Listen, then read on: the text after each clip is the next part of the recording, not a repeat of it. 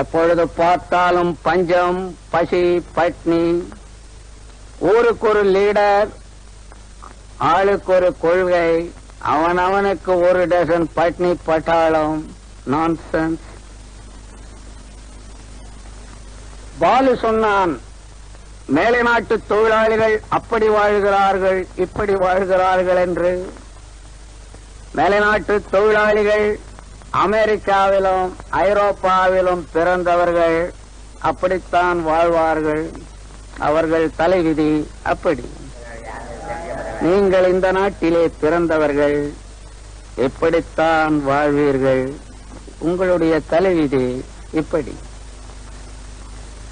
இங்கிருப்பவர்கள் எங்களை போன்ற சீமான்கள் உல்லாச வாழ்க்கை நடத்துகிறார்கள் என்று உங்களிடத்திலே சொல்லி ஆத்திரத்தை மூட்டுகிறார்களே தவிர அதற்கு காரணம் என்ன என்று யாராவது சொல்லினார்களா?